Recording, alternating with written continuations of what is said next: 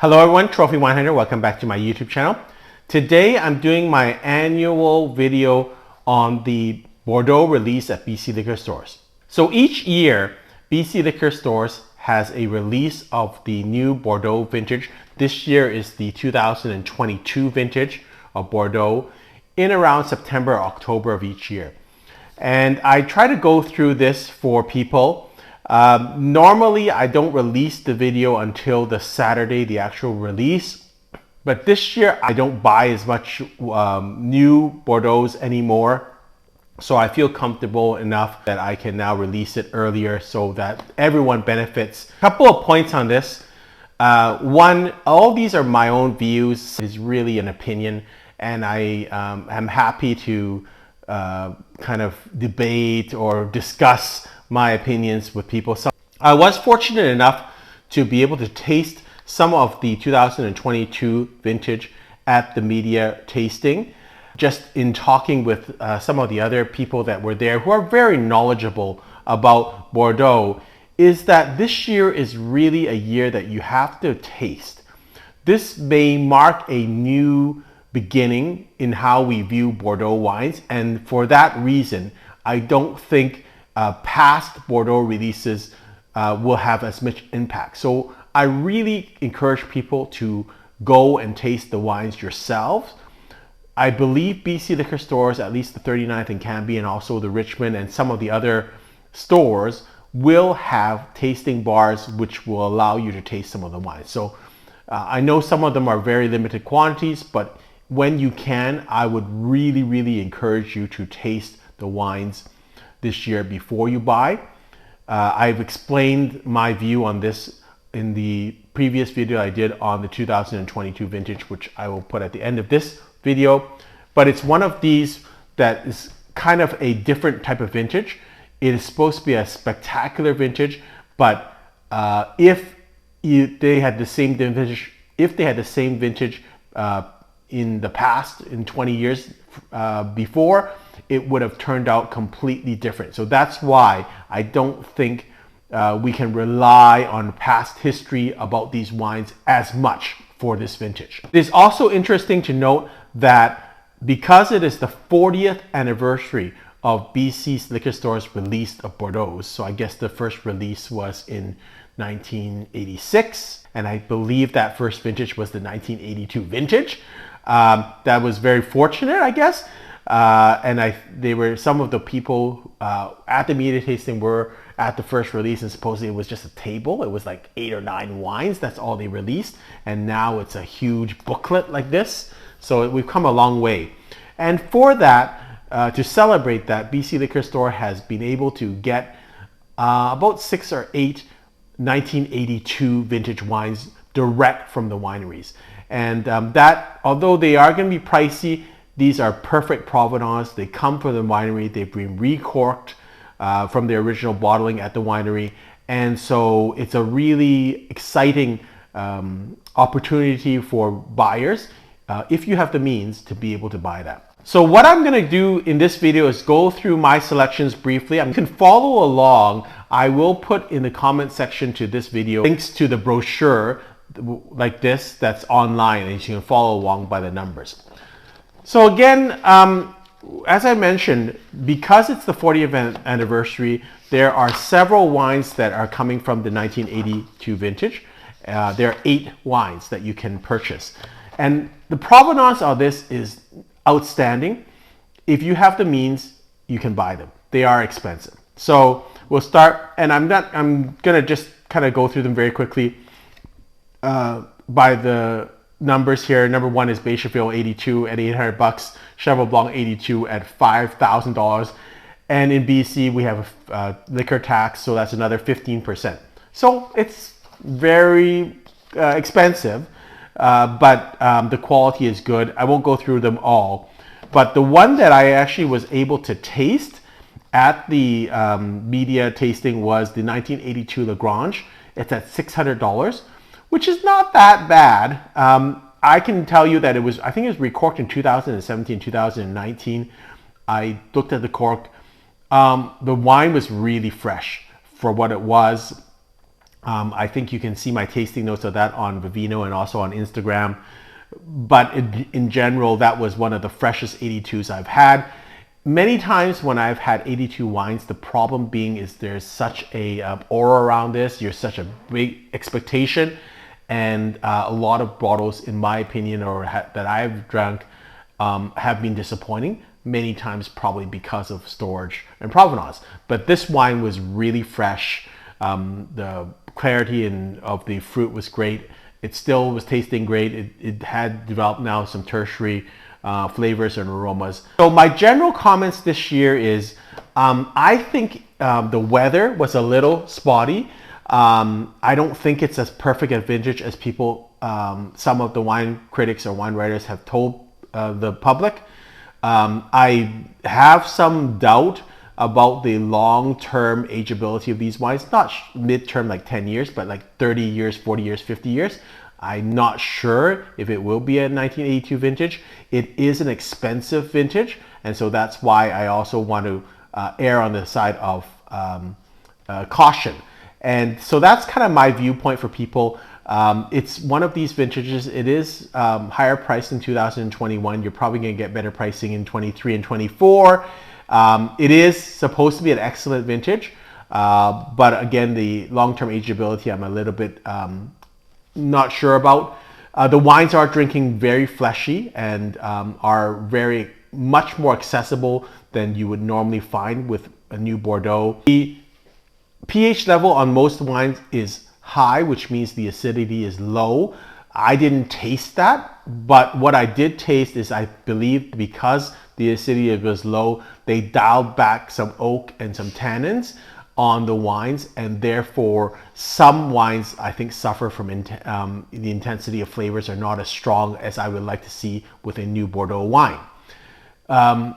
My feeling, just based on my tastings, is that the areas that I would look for is Saint Estephe and Saint Julien. I think those wines, just based on my brief tastings, those wines seem to have enough structure and tannin level that I think will do well on the long term also. I love Pomerol region. And so there's some very attractive pricing on Pomerol region and also on Margaux region. Those are two regions I love, and I'm gonna recommend some wines, but I just don't believe that those are the best wines this year. And again, I'm not sure about their long-term ageability. So even though they have great scores in Wine Spectator, I just gotta go with my own gut feel, and I'm just gonna try and stay away from those regions which I love, which is Margaux and Pomerol. I love those two regions. I love value there, but I still think where to buy wines this year is Saint Julien and Saint Estephe. That's where I would kind of focus on. Number 9 is Degezek at $60 a bottle. I think it's a decent wine, but at $60 a bottle, I think you know, there's better wines out there. And even again, with these type of wines, the entry-level Bordeaux, they're good wines, but I don't think you learn a lot about Bordeaux with these wines. Alter Ego de Palmer. I know this wine very well because I bought it last year or the previous year in 2020. I still remember the price was a screaming deal at that time. It was $150. As compared this year, it's $225. That's not to say this is not a deal. Alter Ego, Palmer, and Palmer wines are going up. The value is very high on these wines.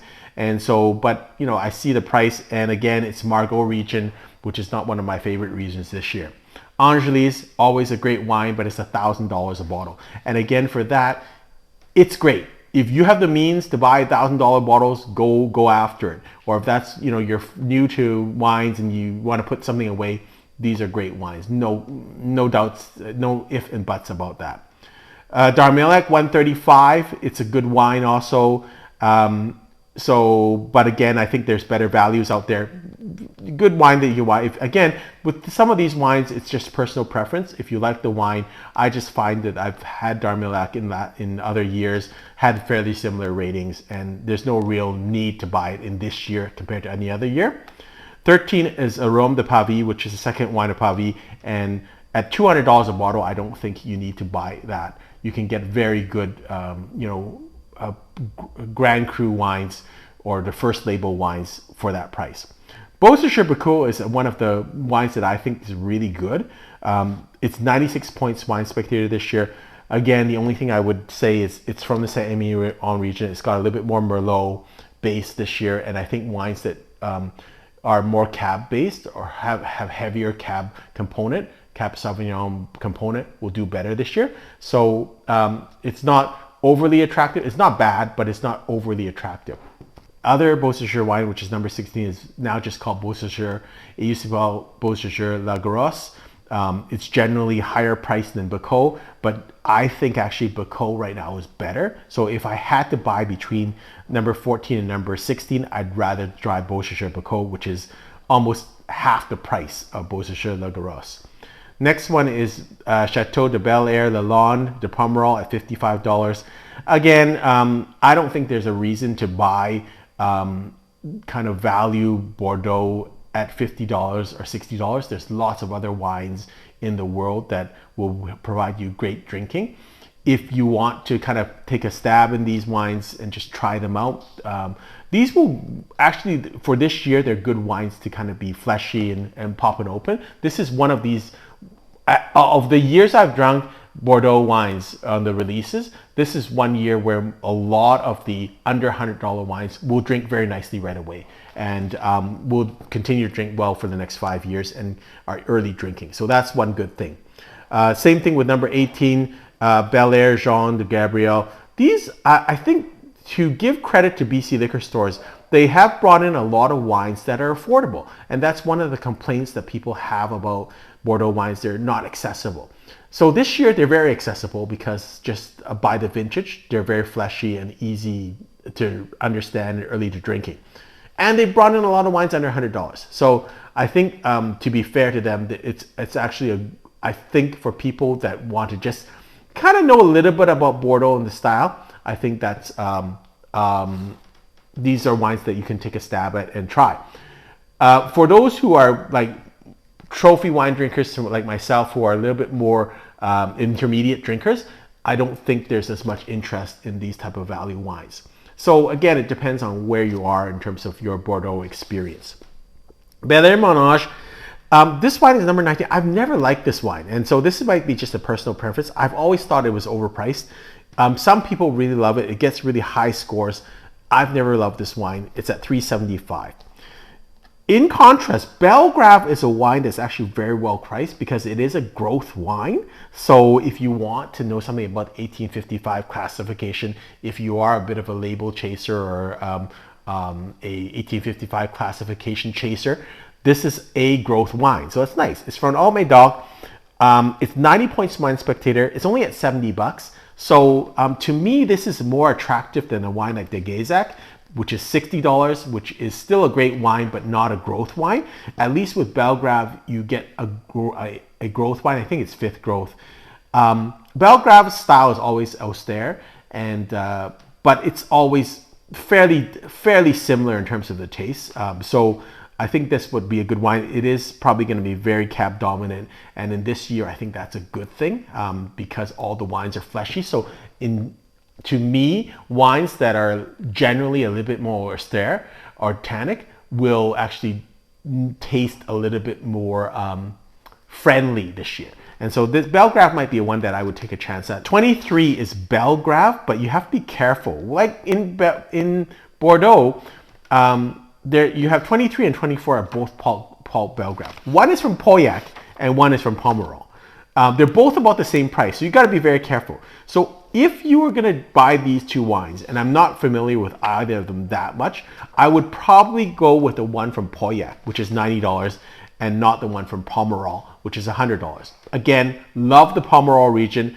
Having said that, Chateau Belgrave from Pomerol is 75% Merlot, 25% Cab Franc. I just don't think the Merlot was fully ripe on a lot of wineries, and if I had to pick, I would probably just go with really high-end wineries that do Merlot, that have the money to be able to deal with Merlot well. So I just want to be careful about that. Number 25 is Becherville from St. Julien. I think it's actually pretty well priced. It's an excellent wine. It probably punches above its growth level, and it's over the last couple of years has produce some exceptional wines. At $250, I don't think it's that bad a price for this wine if you have the means. And the other interesting thing is they do have a 1982 Bechervel for $800. So I guess, again, if you have the means, you could buy both of these and have a very, very nice vertical that I would love to come to if you want to invite me. So 26 is Blasson de St. Again, it's a second wine of Chateau d'Yssane at $70. And my point would be, well, why don't I just buy Belgrave, which is a growth wine, at $70 at the same price? And I really don't think, in general, second wines, there's no need to buy them if you can buy the first wine or similar wines, growth wines at the similar price. The exception would be the second wines of first growth or equivalent wines. The next wine is really interesting. Chateau Le Bosc from St. Estephe. It's generally not a wine I like, but in this year I like it for a couple of reasons. One, 92 points, Wine Spectator. Two, price, $65. Three, I like the St. Estephe region, and I like particularly very tannic, generally tannic wines, because I think the tannin level and the intensity level of fruit this year on some of the wines are not great. So I actually like this wine this year because of the price. So that's one that I would, if you're looking for a wine under $100, that would be one of my top picks. Another wine I really like this year, Brenner de Cru. It's at $140. It is 95 points Wine Spectator. 60% Cab, 31% Merlot, 5% Cab Franc, 2.5% Petit Verdot. I was fortunate to taste this wine at the pre-tasting. I had it at 94 points, really liked, it was floral and peppery on the aroma, oak, dark currants, good core fruit. I like that with some graphite, great balance. I've had other consultants who tasted this wine at BC Liquor Stores who told me the same thing. So I like this wine as a buy, even at $140. Again, this is not a wine that in some years I'd suggest, but I like it this year. Number 33, Chateau Brown, is another wine I tasted. So again, I'm going to go with my taste palette at $80 from Pessac Léon. I thought the tannin level was good. I looked for good tannin level, good balance. I thought the acidity was slightly low, but that was expected. But again, I looked for core fruit and I thought this was an excellent buy. So that would be another wine under $100 that I would like to go after. Next wine, Coureur de Lafite. I actually think Coureur de Lafite is actually well priced at $600. If you look at Chateau Lafite, I think it's $1,800 this year. If you go by my rule that if it's priced any less than 1/3 of the value of the first wine, then it's a steal. This is fair price for Coureur de Lafite. Number 87 is Chateau La Gaffelière, and I think it's actually decently priced. So La Gaffelière is one of those wines that took themselves out of the classification system of Saint-Émilion. They are, in their minds, one of the top wineries in Saint-Émilion. And I do think this year is a decent price for their wine. It's generally fairly expensive, this wine. So I'm not crazy about the region, Saint-Émilion, for this year, but I would take a shot at it. It's 96 points Wine Spectator. Next wines I want to discuss is number 110 and number 112. These are both wines from Pomerol. I love the Pomerol region. I love affordable Pomerol because Pomerol is always expensive. Having said that, I don't think they're the best wines of the 2022 vintage. So I'd take one or the other of these ones. Lafleur Gazan at $90 and Lagrange at $80. Decently priced for Pomerol, worth taking a shot. I've had Lagrange before of Pomerol, been a little bit disappointed, even though they've had high ratings. Lafleur Gazan is, again, a pretty decent wine. So both of my wines are not that never stun you, but could provide good value just because they're in Pomerol. And please note that there's another wine called Chateau Lagrange from Saint Julien. So it's a different wine than Lagrange from Pomerol. Next wine is Langlois Barton, which is number 114. I think this is a great deal. It's 95 points, Wine Spectator, $120. That's probably going to be the best kind of Wine Spectator, highly rated wine they can have for the price. So Langlois, I've done a video of them. They are probably of the Barton wines between them and Leoville Barton, not as good, but it's a great vintage, and it's a great vintage for St. Julien wines. So I think, again, you got to look at the vintage. Generally, I would think it's not as good a wine. I might not recommend it, but because of the price and because of the vintage, I think it's a good buy.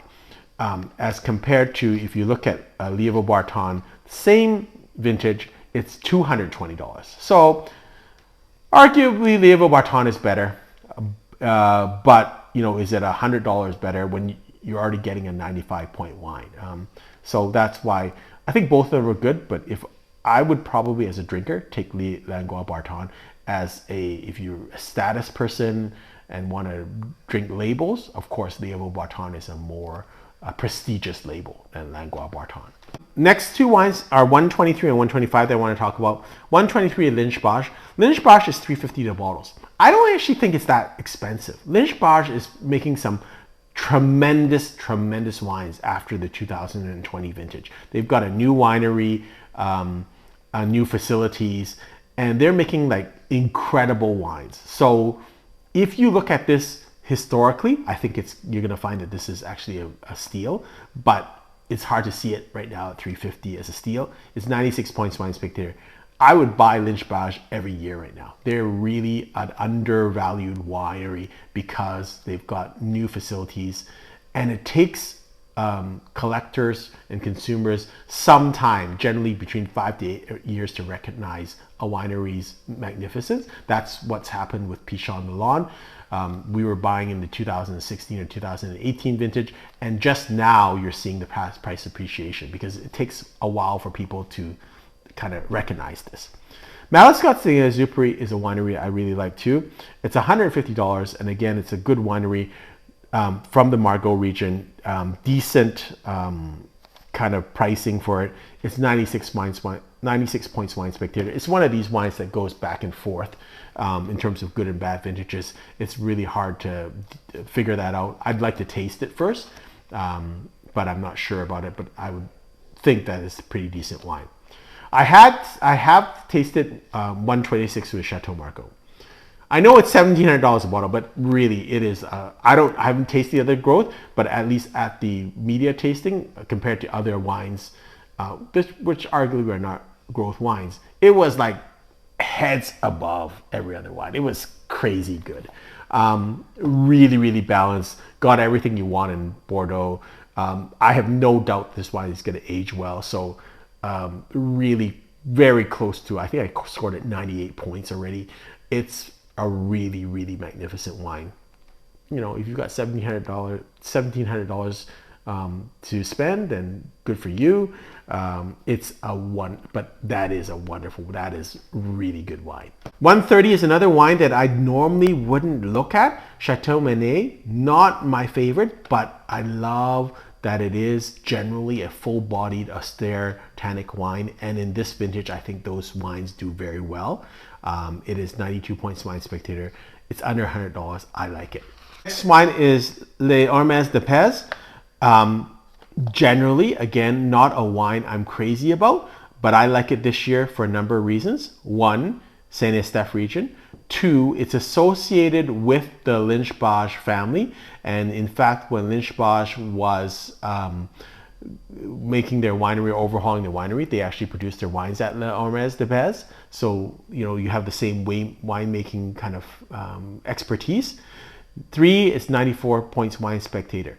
So all of those things, I really like this. And four, it is, in my mind, traditionally a fairly tannic, austere wine. I like those wines in this vintage. And that's kind of my theme, as you see with wines that I'm picking. Next one I want to make a note about is Chateau Pichon-Lalonde, which I've always loved. I think this wine is really spectacular. I've said that, I think, for a number of years, but now you're seeing the price. I think if you go back in time to liquor stores, you'll see it at $375, $350, exactly where Lynch-Bages is now. And I think Lynch-Bages will follow the same trend. I don't doubt within the next 5 years, Lynch-Bages is going to be up at $500 a bottle. Just make a general comment on white wines. I did taste the two white wines. I did feel that they were a bit grassy in terms of their taste. and I think there have been better years for white wines. So I'm not going to pick one at this time.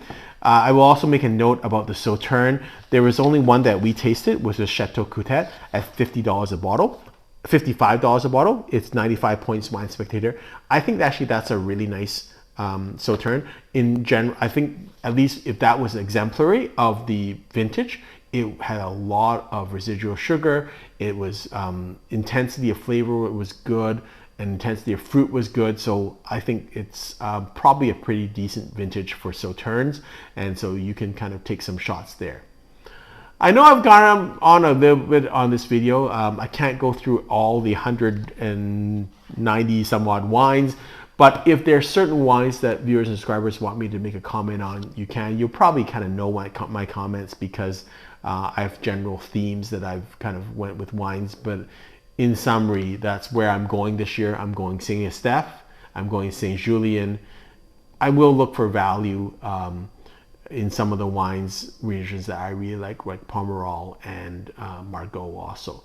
And you know, it just depends on your price point and depends on your needs. Hope you've enjoyed this video. Until next time, happy drinking.